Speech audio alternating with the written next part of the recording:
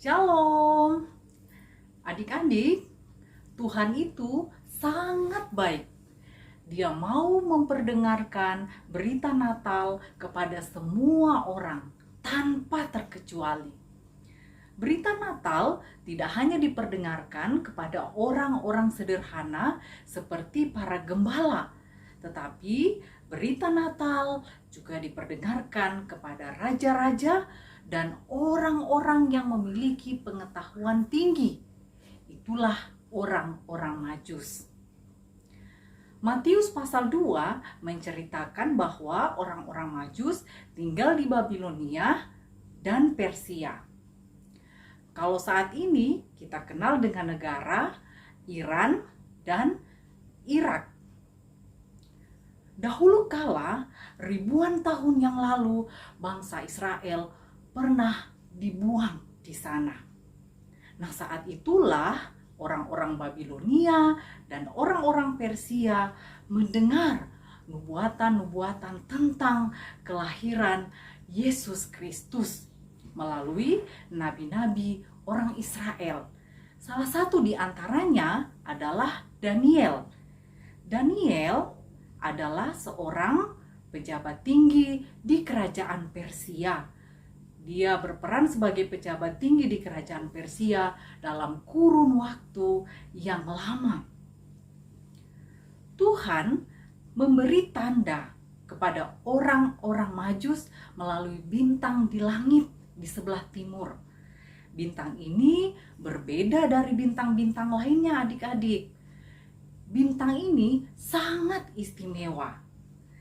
Dengan pengetahuan yang mereka miliki, dengan pengetahuan yang dianugerahkan Tuhan kepada orang-orang Majus, tentu saja mereka dapat mengenali arti tanda itu. Melalui bintang dari langit di sebelah timur yang diberikan Tuhan kepada orang-orang Majus, mereka dituntun. Bintang itulah yang menuntun perjalanan orang-orang Majus untuk mencari juru selamat raja di atas segala raja. Mereka berjalan melalui hutan rimba yang begitu lebat, kemudian melalui padang gurun yang begitu luas. Panas terik pada siang hari akan menyakiti kulit-kulit mereka. Kemudian gelap dan dingin akan mereka hadapi pada malam hari. Adik-adik tidak menutup kemungkinan mereka akan berjumpa dengan binatang-binatang liar atau binatang-binatang buas. Misalnya kalajengking, ular, atau serigala. Mereka juga kemungkinan menempuh perjalanan yang cukup lama, bisa 1 atau 2 tahun, karena jarak tempuh dari tempat mereka menuju Bethlehem itu kurang lebih 800 km. Nah, adik-adik, untuk apa ya mereka mau melalui perjalanan yang begitu berat dan panjang itu? Ya, tentu saja karena mereka tahu bahwa mereka sedang mencari raja di atas segala raja. Kemudian tibalah orang-orang Majus itu di sebuah kota yang bernama Bethlehem. Herodes pun mendengar berita itu. Dia sangat kaget. Kemudian dia mulai berpikir untuk menyingkirkan bayi tersebut. Apa yang harus dia lakukan untuk dapat menyingkirkan bayi tersebut? Adik-adik, lalu bagaimana dengan orang-orang Majus? Saat itu mereka ada di sebuah rumah. Maria dan Yusuf telah membawa Yesus keluar dari kandang. Jadi Yesus tidak lagi tinggal di kandang domba. Mereka sudah ada di sebuah rumah. Di sana mereka berjumpa dengan orang-orang Majus.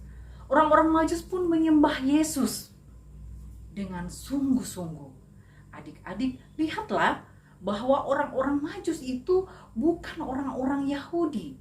Tetapi dengan pengetahuan yang mereka miliki, dengan pengetahuan yang dianugerahkan Tuhan kepada orang-orang Majus, justru dengan pengetahuan itu mereka datang mencari dan menyembah Yesus.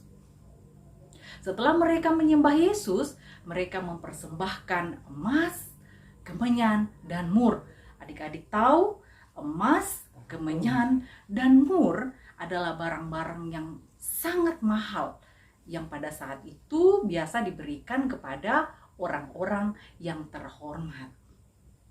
Adik-adik yang dikasihi Tuhan, ingat ya, pengetahuan, talenta yang dititipkan Tuhan kepada kita, baiklah kita gunakan untuk mencari dan menyembah Tuhan. Tentu saja tidak boleh sombong. Lalu kita gunakan dengan segala kerendahan hati, karena pengetahuan itu asalnya daripada Tuhan. Sekian cerita kita hari ini. Amin. Adik-adik, cerita kita hari ini terambil dalam kitab Matius pasal 2 ayat 1 sampai 12. Bagi adik-adik yang sudah bisa membaca, silakan dibuka Alkitabnya ya. Dan adik-adik yang belum bisa membaca akan didampingi oleh mama dan papa di rumah. Matius pasal 2 ayat 1 sampai 12. Orang-orang Majus dari timur. Sesudah Yesus dilahirkan di Betlehem di tanah Yudea pada zaman Raja Herodes, datanglah orang-orang Majus dari timur ke Yerusalem dan bertanya-tanya, "Di manakah dia, raja orang Yahudi yang baru dilahirkan itu? Kami telah melihat bintangnya di timur dan kami datang untuk menyembah dia." Ketika Raja Herodes mendengar hal itu, terkejutlah ia beserta seluruh Yerusalem. Maka dikumpulkannya semua imam kepala dan ahli Taurat bangsa Yahudi, lalu dimintanya keterangan dari mereka, di manakah Mesias akan dilahirkan. Mereka berkata kepadanya, "Di Betlehem, di tanah Yudea, karena demikianlah ada tertulis dalam kitab Nabi, dan engkau Betlehem, tanah Yehuda, engkau sekali-kali bukanlah yang terkecil di antara mereka yang memerintah Yehuda, karena daripadamulah akan bangkit seorang pemimpin yang akan menggembalakan umatku Israel." Lalu dengan diam-diam Herodes memanggil orang-orang Majus itu dan dengan teliti bertanya kepada mereka bila mana bintang itu nampak.